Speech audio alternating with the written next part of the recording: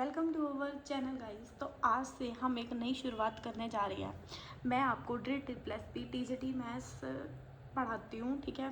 और मैंने आपको करा भी दिए हैं मोस्टली, यहाँ पे आपको 2 पेपर सोल्व करा दिया है, ठीक है। अगर किसी ने नहीं देखे तो आप देख सकते हो।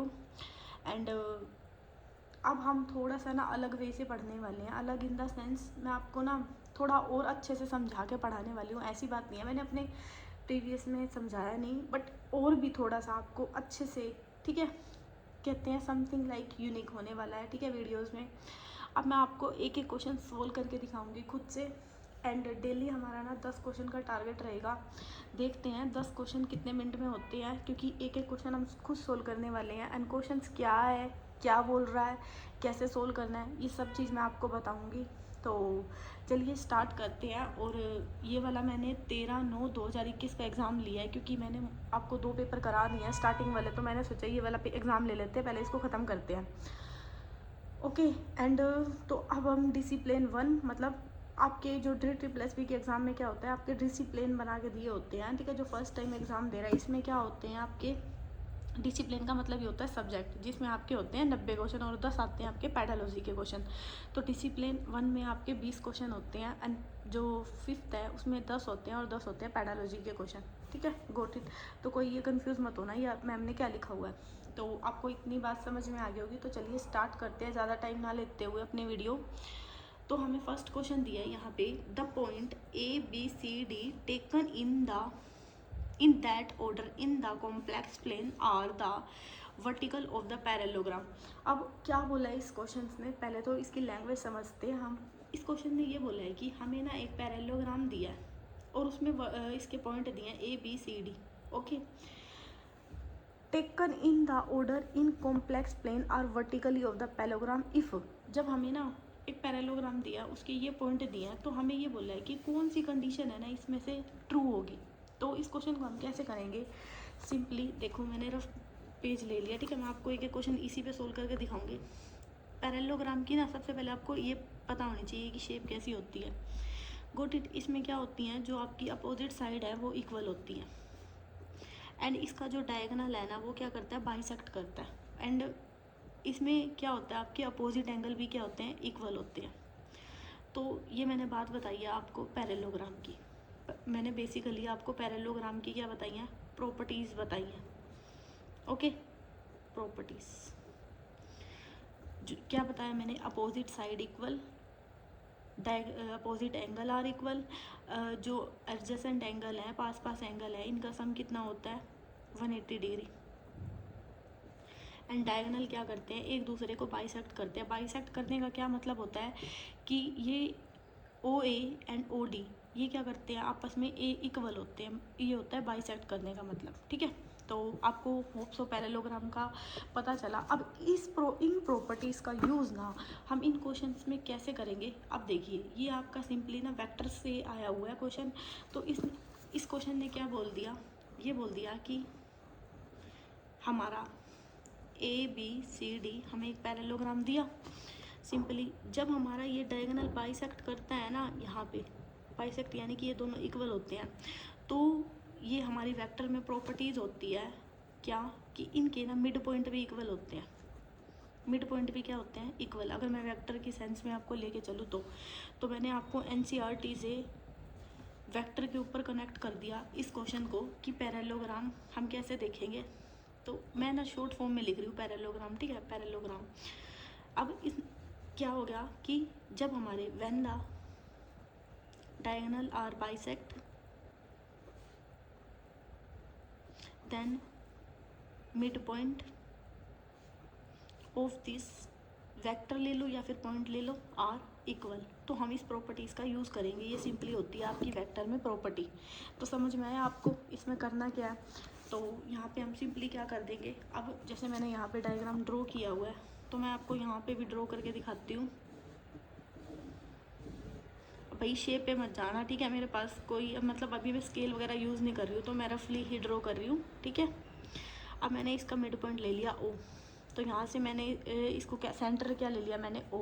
तो यहाँ से हमारा जो मिड पॉइंट बनेगा, इसका मिड पॉइंट क्या बन जाएगा, A + C/2 = D plus B ले लो या बी प्लस डी ले लो, बात एक ही है, B plus D by D two, ठीक है। ये हमारे क्या हो गए, मिड पॉइंट हो गए। मैंने किस चीज़ का यूज़ किया, मैंने इस प्रॉपर्टीज़ का यूज़ कर दिया इस क्वेश्चन में, ठीक है। तो सिंपली आप इसको सोल्व कर लो एंड अब हमें पॉइंट क्या दिया है, स्मॉल में दिया है ना, तो आप सिंपली इन कैपिटल को क्या कर दो, स्मॉल में कन्वर्ट कर दो, B plus D. Then option match करो, option number A minus B है, नहीं ये तो नहीं हो सकता। सेकेंड ऑप्शन क्या दिया, A plus B plus D है, यस, ये आपका क्या हो जाएगा answer. A plus B C plus D, ये नहीं है, बी प्लस डी है। A plus B and B plus C, ये भी नहीं है, ठीक है। तो आपको होप सो ये वाला क्वेश्चन समझ में आया, मैंने पैरेललोग्राम का यूज़ करके आपको वेक्टर में कैसे ये सोल्व कराया है। नेक्स्ट आता है हमारा इसी में, which of the following curve is symmetric about the pole और ओरिजिन। देखो हमें क्या बोला है, हमें सिंपली इसमें हमें ना सिंपली एक कर्व दिया, ठीक है। अब इस कर्व में बोला है कि हमें ना सिमेट्रिक अबाउट दिखाना है पोल और ओरिजिन। अब कोई भी कर्व है, आप ना इसको ऐसे करके याद करो, जैसे ये कर्व ले लिया मैंने जब एक कर्व ऐसे बनाया, ऐसे ऐसे ऐसे देख लो, ठीक है। ये होता है हमारा सिमेट्रिक अबाउट एक्स एक्सिस। इसको ऐसे करके भी देख सकते हो या फिर ऐसे करके भी देख सकते हैं हम, ठीक है। इसको हम क्या बोलते हैं, सिमेट्रिक अबाउट एक्स एक्सिस। मैं आपको तीनों कंडीशन बता रही हूँ, इसमें ध्यान से देखना। एंड ऊपर अगर जब ये ऊपर की तरफ लेते हैं तो ये होता है हमारा symmetric about Y axis. And जब मैं सेंटर की तरफ देखती हूँ ना, अब ये सेंटर हो गया, अब मैं इसको कर्व कैसे बना सकती हूँ, या तो ऐसे या मतलब बन तो जाएगा, बट आप जब पोल की बात करें ना कि यहाँ पे कर्व है एंड पोल की, तो उसमें क्या कंडीशन होती है, तो अलग अलग टाइप की कंडीशन होती है। जब आपको सिमेट्रिक अबाउट एक्स एक्सिस दिखे ना, तो जो हमारा एंगल है ना आर से माइनस आर, वो होता है चेंज होता है, चेंज नहीं होता, सॉरी, डज नॉट चेंज। तो जो हमारा एंगल है ना डज नॉट चेंज आर से minus R, got it. And इसमें होता है वाई एक्सिस में जो हमारा एंगल होता है या फिर मतलब जो कर्व होता है, डज नॉट चेंज, एंगल नहीं sorry curve, does not change किससे, आर से माइनस आर, चेंज नहीं होता। एंड इसमें एक कंडीशन और होती है, जो हमारा थीटा होता है ना, वो पाई माइनस थीटा से हो जाता, चेंज नहीं होता। एंड पोल में क्या कंडीशन होती है कि जो हमारा कर्व है ना, ये भी क्या होता है, डज नॉट चेंज आर से माइनस आर। एंड थीटा पे भी कंडीशन होती है, पाई प्लस थीटा हो जाता है, ठीक है। ये हमारी क्या होती है, symmetric about the curve, symmetric about curve होता है like X axis Y axis and pole के अलोंग जब हमें दी हुई। तो इसमें हम इस कंडीशन का यूज़ करेंगे कि इस क्वेश्चन ने क्या बोला है कि which of the following curve is symmetric about the pole at origin. अब इसने ओरिजिन के बारे में बताया है, तो हमारा इसमें देखो, if curve change R is replace by 2r, ये तो होएगी नहीं कंडीशन, क्योंकि हमारी जो मैंने तीनों कंडीशन आपको बताई हैं कि उसमें हमारा चेंज नहीं होता, लेकिन इसने कहा है चेंज होता है, तो ये कंडीशन तो क्या होगी, वैसे ही गलत, ठीक है। समझ गए यहाँ तक।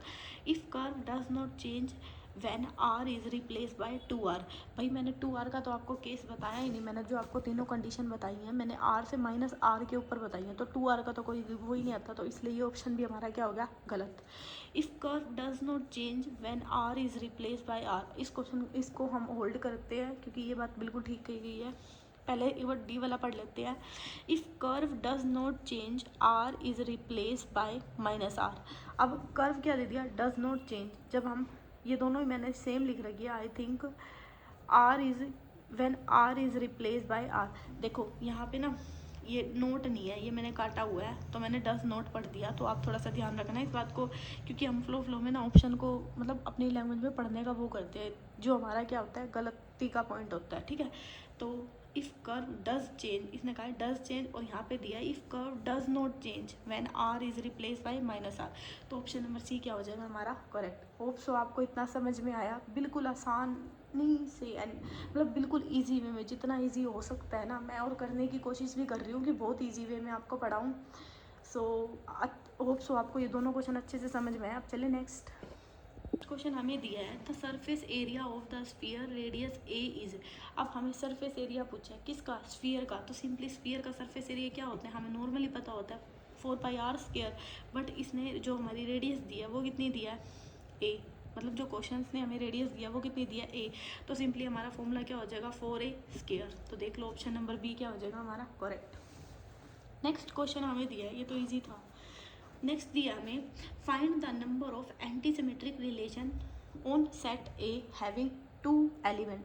अब इसने मतलब ये जो क्वेश्चन है ना, इसमें सिंपली आपके फॉर्मूलेज यूज़ हैं, तो मैं आपको ना तीनों नहीं बताऊंगी यहाँ पे फॉर्मूले। वैसे मैंने आपको प्रीवियस पेपर में बताए हुए हैं, बट मैं तीनों नहीं बताऊंगी क्योंकि भूल जाते हैं, ठीक है। अब जो फॉर्मूला यूज़ होगा ना जिसका, एक बार सिमेट्री का, क्योंकि सारे ही आए हुए हैं आपके एग्ज़ाम में, तो आप ना उसी के अकॉर्डिंग उन फॉर्मूले को लर्न कर लेना, ठीक है। अब एंटी सिमेट्री है ना, जब भी आपको एंटी सिमेट्री की बात मिले तो इसका फॉर्मूला होता है सिंपली, इसको लर्न कर लेना, 2 की पावर n 3 की पावर n इंटू n-1/2। तो आप भी इसको याद कर लेना सिंपली, जब भी एंटी सिमेट्री की बात होए ना, यानी 2 की, मैंने आपको प्रीवियस में बताए हैं, वैसे तीनों ही बताए हैं, बट मैं यहाँ नहीं बताऊँगी क्योंकि भूल जाते हैं, ठीक है। मेरे पास कमेंट भी आए थे कि एक साथ मत बताया करो, हम भूल जाते हैं मैम, तो इसलिए मैं ना जो फॉर्मूला यूज़ करेंगे ना हम उसी को ही लर्न करेंगे, ठीक है। तो हमारे, क्योंकि ये हमारे लिए चीज़ें ना नहीं होती हैं, ग्रेजुएशन में हम इतना ध्यान नहीं देते इन सब चीज़ों के ऊपर, ठीक है। तो आप यहीं पे याद करो, 2 की पावर n इंटू 3 की power n into n-1/2। Simply n क्या होता है, जो भी हमें गिवन होता है, जैसे हमें n दिया है 2, तो आप इसको सोल्व करो, 2 की पावर 2 इंटू 3 की पावर 2 -1/2। तो इसको कैसे सोल्व करेंगे, 2 की पावर 2 इंटू 3 की पावर 2, 2 में से 1 गया तो 1/2 एंड 2 से 2 क्या हो गया, कैंसिल। तो आपका यहाँ क्या बन गया, 2 की पावर 2 कितना हो गया 4 एंड 3 की पावर 1 कितना हो गया 3। तो 3 इंटू में 4 कितना हो गया 12। तो आपका ऑप्शन नंबर डी क्या हो जाएगा आंसर। नेक्स्ट हमें दिया है, which theorem state every bounded sequence has at least 1 limit point. जब भी आपको ये वाली थ्योरम मिले ना, एंड ये मैंने प्रीवियस पेपर में भी आपको पढ़ाई थी, ये थ्योरम कौन सी होती है कि लर्न कर लो इसको, ठीक है। कोई हिट एंड वो रूल नहीं है कि मैं आपको मतलब कुछ ये क्या हूँ, ये ऐसे होगा वो वही नहीं, सिंपली ना लर्न कर लो, जो चीज़ लर्न करने की है मैं आपको सिंपली बता रही हूँ भाई, ये याद करनी है तो करनी है, तो मेरे साथ साथ याद कर लो बेस्ट है, नहीं तो फिर अपने अलग नोट्स बना रहे हो या फिर जब रिवाइज़ करते हो मल्टीपल टाइम रिवाइज़ करो, जितनी बार रिवाइज़ करोगे ना उतनी बार आपको लर्न हो जाएगी। तो हमें क्या बोला है कि every bounded sequence has at least 1 limit point. ये सिंपली हमारी बोल्जानो-वैस्लो थ्योरम बोलती है, ठीक है, कि एवरी बाउंडेड सीक्वेंस के पास क्या होता है, कम से कम एक लिमिट पॉइंट होता है, ठीक है। इतना बस इसको याद कर लो सिंपली, और कुछ नहीं है। अगर मैं इनके ऑप्शन पे जाऊँ कि मान लो मेरे को समझ नहीं आ रहा, ठीक है, अगर मैंने थोड़ा बहुत पढ़ा हुआ है मुझे याद भी नहीं है, अगर और मैं इसको ऑप्शन से एलिमिनेट करना चाहूँ तो मैं आपको थोड़ा थोड़ा हिंट देती हूँ कि इनके और ऑप्शन में क्या है। देखो, इनिशियल वैल्यू प्रॉब्लम ना, ये तो इससे सीक्वेंस से ना बिल्कुल भी लिंक नहीं करती, ठीक है, ये तो अलग ही कंसेप्ट आ जाता है, तो इसका तो कोई मतलब ही नहीं होता।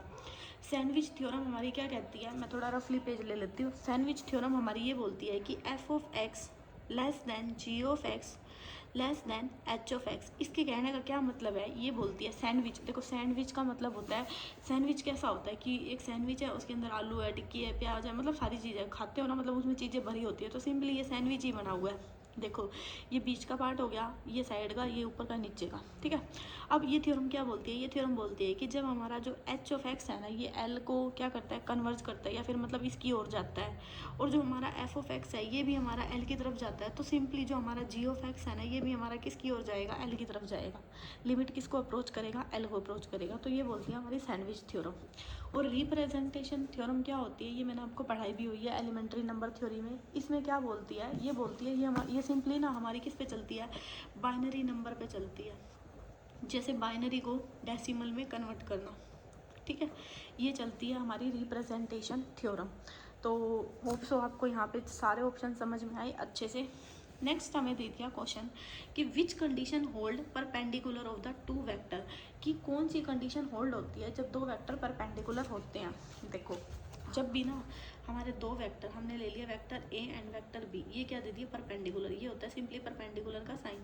जब भी 2 वेक्टर परपेंडिकुलर होते हैं तो उनकी जो डॉट प्रोडक्ट होती है ना 2 वेक्टर की, वो क्या होती है, 0 होती है। ये कंडीशन होती है, ये रिजल्ट होता है, ये आपको लर्न करना है, ठीक है। अगर पता है तो अच्छी बात है, नहीं पता तो इसको लर्न कर लो।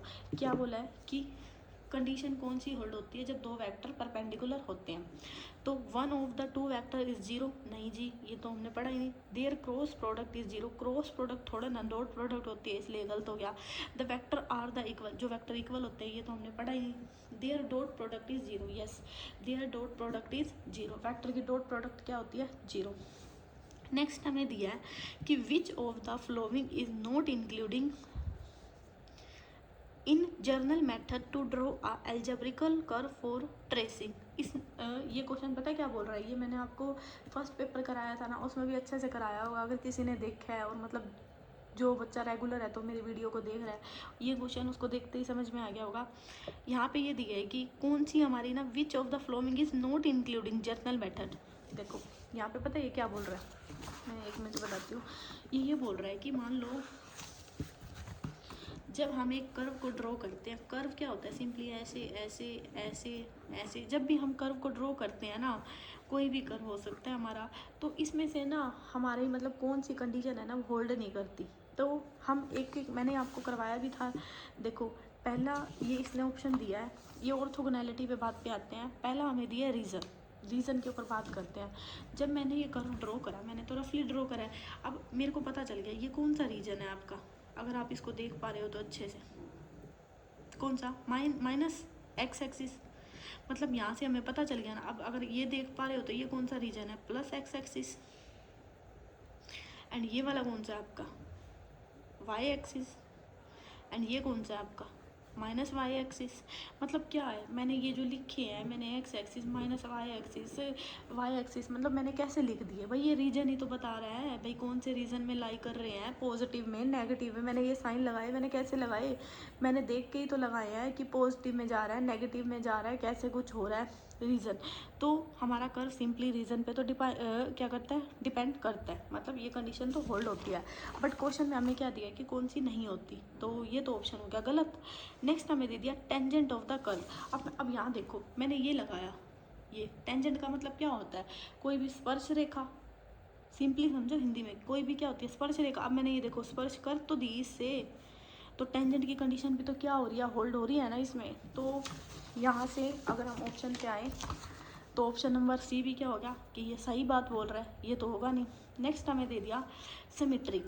अब मैंने कैसे कह दिया आपको एक्स एक्सिस की तरफ है। अब मैंने नेगेटिव तो क्या बताया था, रीजन बताया था भाई कौन से रीजन में है, प्लस में है माइनस में है।